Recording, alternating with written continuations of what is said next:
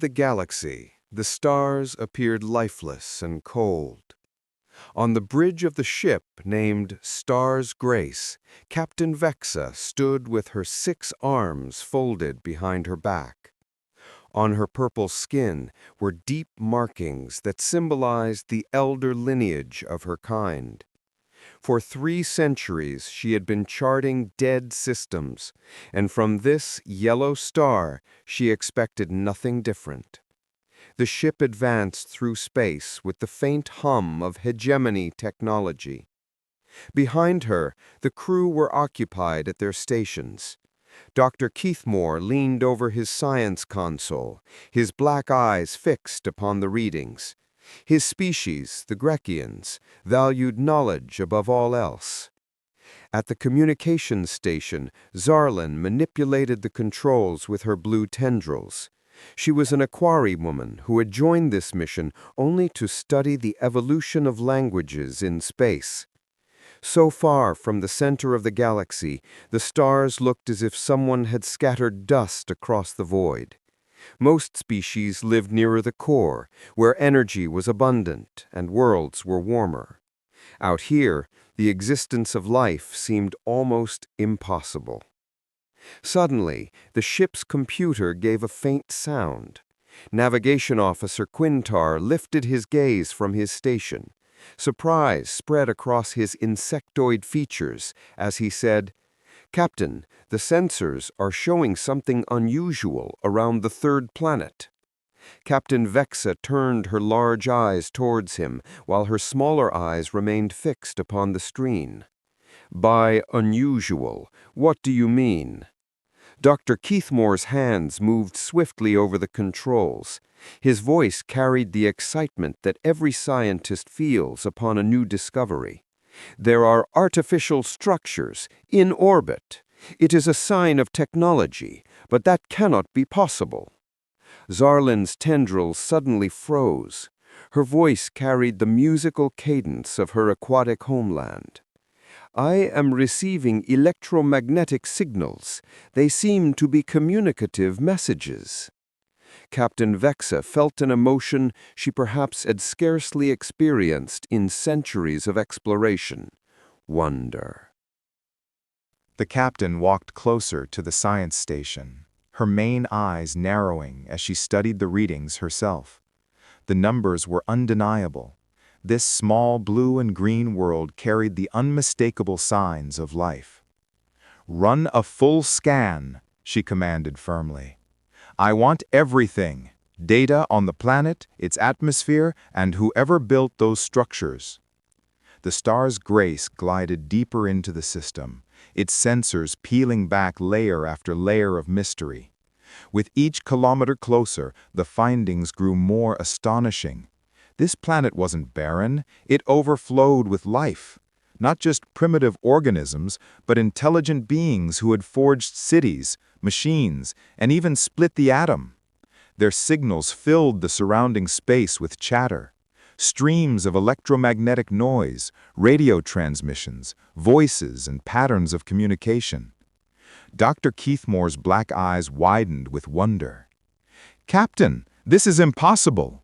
These beings seem to have developed completely on their own, without guidance from the galactic network.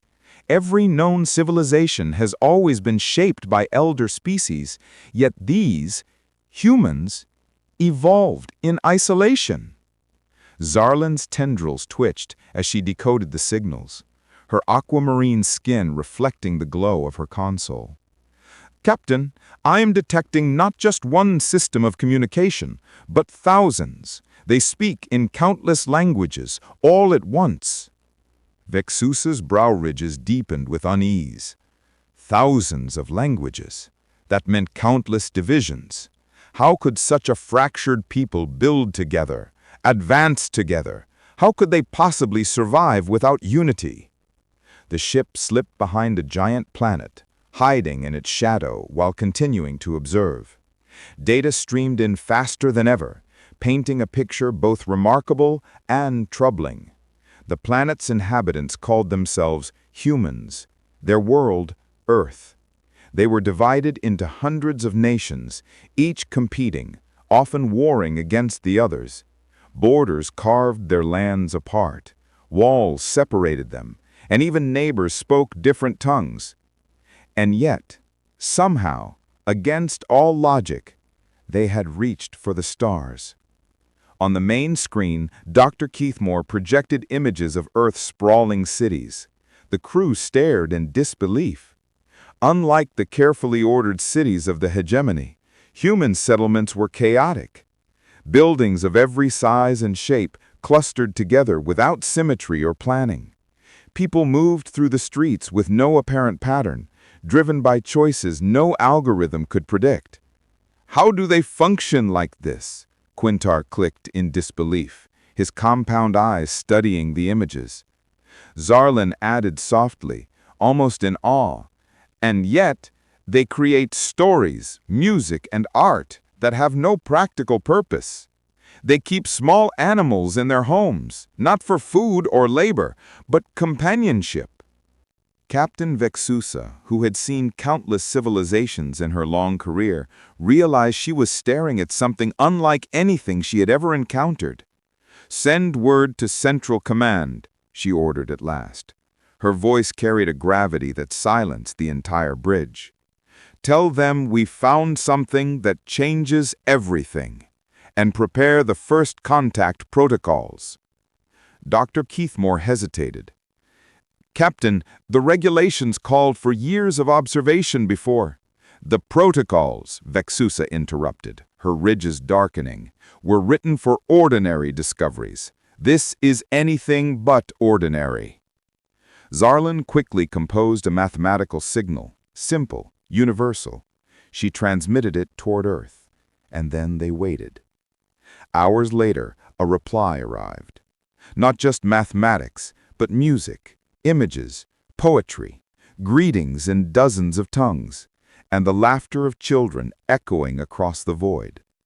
The bridge fell silent. The alien crew listened, astonished, as humanity answered not with order or logic, but with joy, creativity, and chaos. Captain Vexusa felt something stir within her. The realization that everything the hegemony believed about civilization was about to be challenged. The crew gathered around the central display as the human transmissions unfolded, fragmented, chaotic, yet undeniably alive. To the hegemony, culture was something standardized, polished, and approved by councils. But these humans, they seemed to thrive in disorder. "They wage wars," Quintar murmured, scanning the data. "Their weapons scar their own world.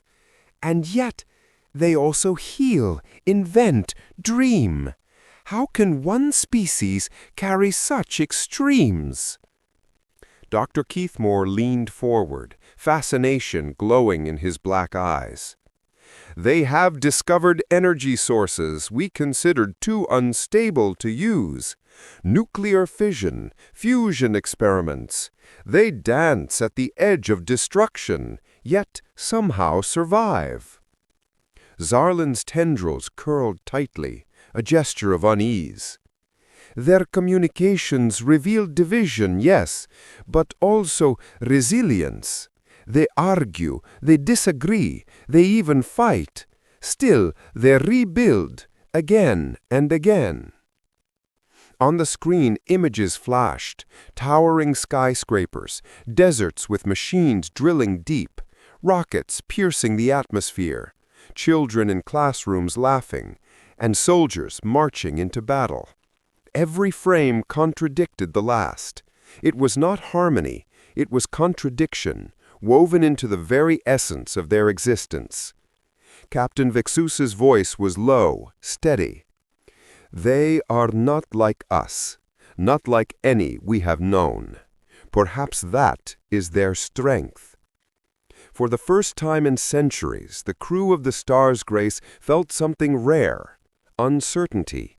The hegemony had always viewed civilizations as predictable patterns shaped by logic and tradition, but Earth was a storm, violent, creative, unbalanced, and beautiful all at once. Dr. Keithmore turned to the captain. If Central Command decides to erase them, the hegemony has done so before, when species were deemed too unstable to join. The silence that followed was heavy. Every member of the crew knew the truth. When the hegemony feared a people, those people disappeared. Captain Vexusa's ridges tightened as she considered. Then, with quiet defiance, she said, "Perhaps this time we should not report everything. Perhaps this time we let the storm speak for itself." Zarlin's large aquamarine eyes widened. "Captain, are you suggesting—" "I'm suggesting," Vexusa interrupted firmly, "that we give humanity a chance to define themselves before the Council defines them." The bridge lights hummed softly. Outside, Earth turned slowly against the blackness of space, unaware that an ancient galactic power was watching and deciding its fate. The star's grace remained hidden in orbit, its sensors soaking in every detail of the blue planet below. Days passed, though to the crew it felt like moments, each new discovery pulling them deeper into fascination. Quintar adjusted his compound eyes, zooming in on a region humans called the Middle East. Explosions lit up the surface. "They destroy themselves constantly," he clicked, his voice edged with disbelief. "Civilizations collapse only to rise again. Empires fall, yet the species endures." Dr. Keithmore added quietly, "It's as if destruction is woven into their cycle of growth. They tear down, then rebuild stronger. No equation I know can explain it." Zarleen, still tuned in to the electromagnetic flood, whispered, "Listen to this." She played a fragment over the bridge speakers. Music swelled, an orchestra of strings, brass, and voices singing in a tongue no one on board understood. The melody rose with sorrow, then joy, then triumph. For a long moment, none of the crew spoke. Finally, Vexusa broke the silence. "They are extraordinary." Dr. Keithmore leaned back, astonished. "Captain, they even tell stories of themselves traveling the stars long before they had the means. Their imagination stretches beyond their reach. It's as though they create the future before they build it." Zarleen's tendrils quivered in awe. "Do you realize what this means? Humanity is not just surviving chaos, they're shaping it, bending it, making it their ally." The captain folded her 6 arms behind her back, gazing at Earth. "That makes them dangerous." "And extraordinary," Keithmore countered softly. Vexusa's ridges twitched, betraying a thought she would not admit aloud. Perhaps these humans were a mirror of something the hegemony had long forgotten, a reminder that order was not the only path to greatness. The days turned into weeks as the star's grace lingered in Earth's shadow. Each scan, each intercepted broadcast revealed more contradictions. Quintar displayed images of vast cities glowing at night, rivers of light cutting across continents. They illuminate their darkness as though refusing to surrender even to the night itself, he observed. Dr. Keithmore shook his head in disbelief. And yet, in those same cities, poverty thrives beside wealth. They heal diseases, then create new ones. They harness the atom for power, then weaponize it for destruction. It is chaos given form. Zarleen's tendrils swayed slowly as she played another signal, a human voice, clear and steady, addressing millions. "Captain, listen. They speak of freedom, of unity, of hope. Even while divided, they dream of something greater than themselves." The voice filled the bridge, and for the first time the crew felt a strange stirring in their own hearts. Hope was not a concept foreign to the hegemony, but here it felt raw, untamed, alive. Vexusa turned her gaze back to the swirling blue marble below. Her voice was heavy with thought. They should not exist like this. No civilization thrives without order, without structure. And yet, somehow, they endure. They adapt. Perhaps they even grow because of the chaos. Keithmore met her eyes. If the Council learns of them as they truly are, they will judge humanity unstable. They will move to contain or destroy.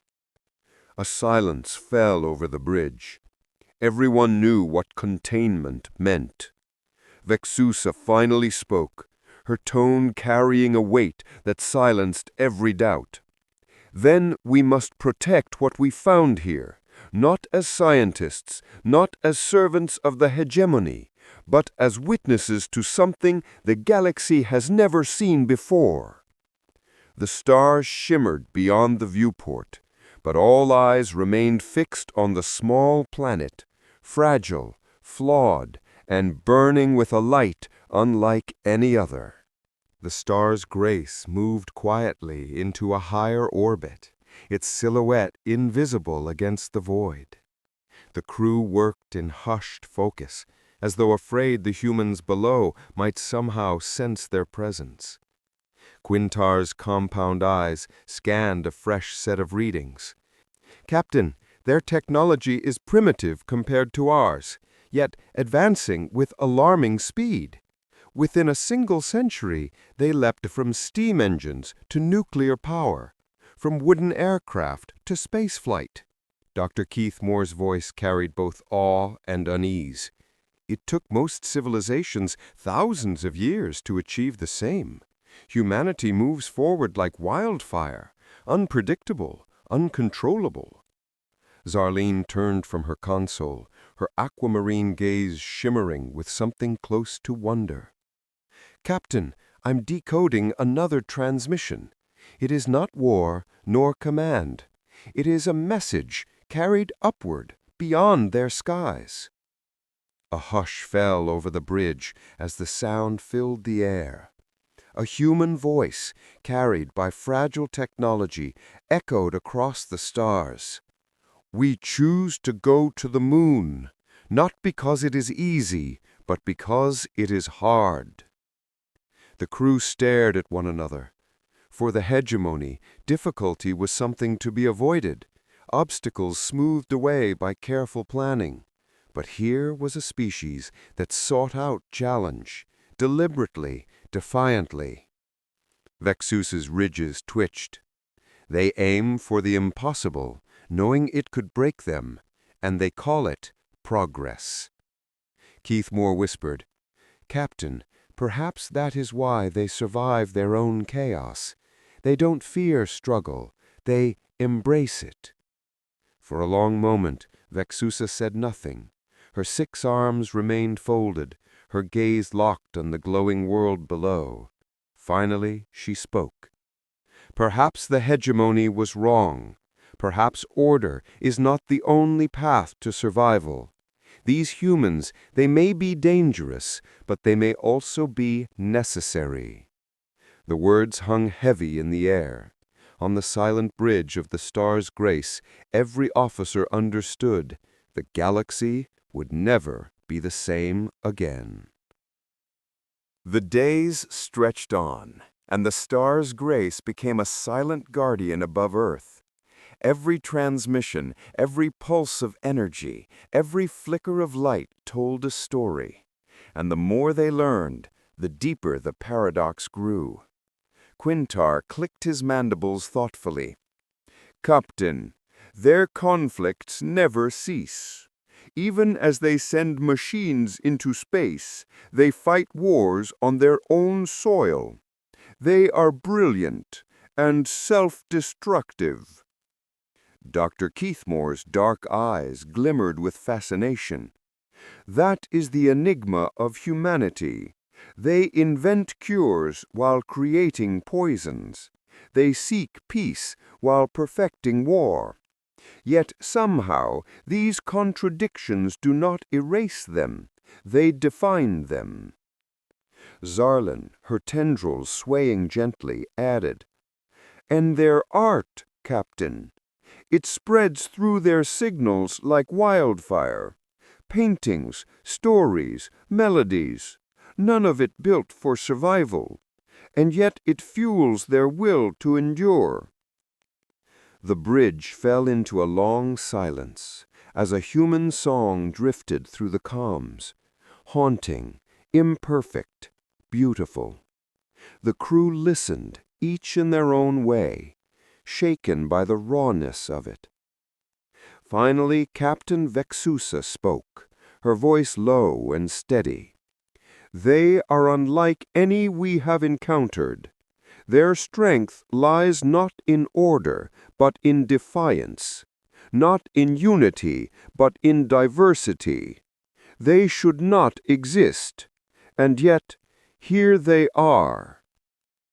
Keithmore looked to her cautiously. "Then what do we tell Central Command?" Vexusa's eyes darkened as she gazed at the spinning planet below. She had followed the hegemony's rules for centuries, but in that moment she knew the truth. Rules could not define what they were witnessing. She said at last, "We tell them nothing. For now, Earth belongs to humanity alone. Let them rise or fall by their own hand."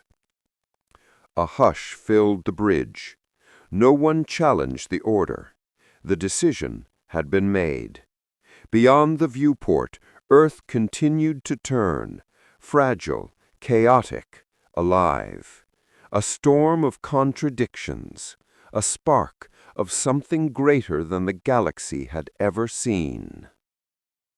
The star's grace drifted silently at the edge of Earth's orbit, its crew watching the small blue planet with a mix of awe and uncertainty. Reports had always been simple before: measurements, classifications, conclusions. But this was different. Quintar broke the silence first. "Captain, if the Council ever discovers the truth, they will send fleets. Humanity will be judged too unstable, too dangerous." Dr. Keithmore's voice was quiet but firm. "Or too important to ignore. They may be the very challenge the galaxy needs." Zarlin's tendrils quivered as she added softly, "Their voices, their stories, they are not asking for permission. They are already reaching into the stars. Whether we approve or not, they will come." Vexusa closed her eyes, letting centuries of experience wash over her. She had mapped dead worlds, studied fading suns, catalogued dying species, but never had she seen a people so determined to burn brighter against the darkness. She opened her eyes and spoke with finality. "Then we will not stop them, nor will we guide them. We will watch, and we will learn." The crew exchanged uneasy glances, but none objected. Something about the humans, their chaos, their contradictions, their relentless hope, had reached even into alien hearts. The star's grace adjusted its orbit, pulling back into the deep shadows of space. On Earth, rockets still climbed skyward, children still laughed, wars still raged, and songs still echoed into the night. Humanity continued, flawed, fragile, brilliant. And in the silence of the stars, Captain Vexusa whispered what none of her crew dared to say aloud. "Perhaps they are the future." The ship turned slowly, its engines humming, as it slipped away, leaving Earth untouched. But the decision was made. The galaxy would never again be the same.